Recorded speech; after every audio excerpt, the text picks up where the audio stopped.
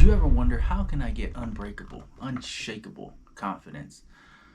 If you have, you're not alone. Trust me. Confidence really, really breeds into high performance. If you're a confident player, you can perform above and beyond your abilities, above and beyond what you thought was possible, above and beyond what you've ever performed in practice, just because your confidence is high. So today we're going to talk about how to get that unbreakable, unshakable confidence. How do you go about it? We're going to break it down to the mechanics. We're going over chapter 2 of playing in the box, and chapter 2 of playing in the box is all about confidence. So welcome to the channel. Thank you for joining me. Let's get into it. This chapter starts off with a couple quotes. If you don't believe in yourself, no one else will, by Cheryl Swoops. And confidence is the most important single factor in this game, and no matter how great your natural talent, there is only one way to obtain and sustain it: work. Jack Nicklaus. So last week we covered getting in the box and what the box is all about. If you didn't get last week's video, go out. I'll put a link up here. Go check it out. That was chapter 1. Confidence is all about getting in the box. You need confidence in order to elevate your game. In order to get in the box and stay in the box, you need to maintain a level of confidence. Confidence is a basic belief that you are up to the task, that you are worthy, that you've put in the work, that you are ready for this challenge. That's what confidence is. And it doesn't matter if you miss the first shot, if you make the first shot, if you turn the ball over first possession. Confidence is that ability to know that you put the work in and you're in a position where you're going to succeed. You're in a position that you prepared for. You're in a position that you are ready for. That's confidence.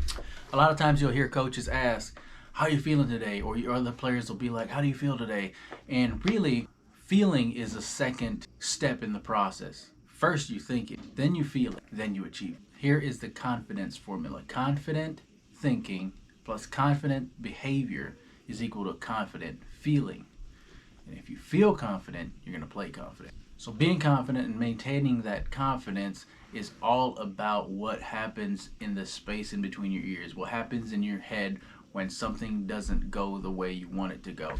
That leads me into this part about mastering the confidence equation. And the confidence equation is, remember, the confidence equation is confident thinking plus confident behavior is equal to confident feeling, and you can control that. So there's 3 P's to confident thinking. They're positive, process, and present. So you need to be positive, you trust the process, you need to remain in the present. Positive thinking means you're not allowed to say to yourself something that you wouldn't say to your teammate. So you wouldn't talk super negatively to your teammate. You would more tend to encourage and to build up your teammates. Well, so many of us think because we're talking to ourselves, we have a license to be really nasty to ourselves, and we say stuff to ourselves that we would never say to a teammate or a friend.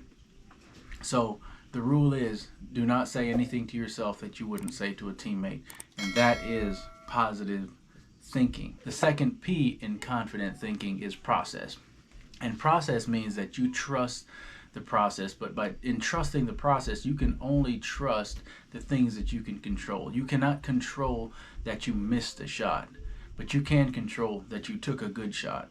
So the thing is, if you miss a shot, don't say, oh, I'm not taking another shot, or just get hesitant to take shots. First of all, you positive self-talk. You talk positively to yourself. And secondly, you trust the process. The next time an open shot presents itself, take it. Take it with that positive self-talk. You only think about the things you can control, and you forget about all the other things, all the variables that are out of your control, the referees, what the other team is doing, what your teammate is doing. Only what you can control, you focus on. And that is trusting the process.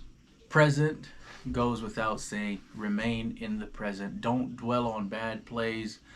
Don't beat yourself up over mistakes that you made earlier in the game, or if you just made a boneheaded play, just forget it. I was in Mexico playing professionally, and we had a seminar, and one of the key words to for our team during that season was flush it. So if you made a bad play, if the team screwed up, if you made a mental error, no matter what the mistake was, you'd come back to the bench and coach would say flush it. So just flush it, forget about it, move on to the next play, stay in the present, control the things that you can control, talk positively to yourself. Those are the 3 P's: positive, process, and present. Those are the keys to confident thinking. Confident behavior, the second part of the confidence equation. Look at your body language. Body language is so extremely important, not just for you, but for your teammates and also for an advantage over the opposing team. I can't tell you how many times you can pick up on the energy of the opposing team if they're arguing amongst themselves, if they're walking with their heads down, if they are just, they look out of energy, and that's the time that you step on their throats from a competitive standpoint. So control your behavior, control how you react after a missed shot, after a bad play. The same way that you carry yourself after a good play, you carry yourself after a bad play. Keep your shoulders back, keep your head up, do not hang your head. Approach the next play in the same way. Maintain a positive, controlled, confident behavior. So whatever behavior it is that gets you in the box, if you feel yourself getting out of the box, develop the self-awareness to go back to that behavior to get yourself back in the box. I hope that makes sense. So those are the 2 parts to the confident equation that lead to confident feeling, and it's confident thinking, confident behavior is equal to confident feeling. The last thing it talks about in this chapter is developing self-awareness. And the self-awareness is 3-part: athletic identity, job description, and a clear sense of approach.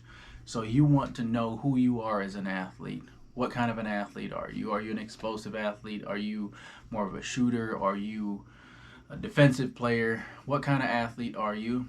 That needs to be clear in your mind so that you can approach the game with a sense of confidence. The second thing is a job description. So depending on the team that you're on, you need to know what your job is so that you can do your job.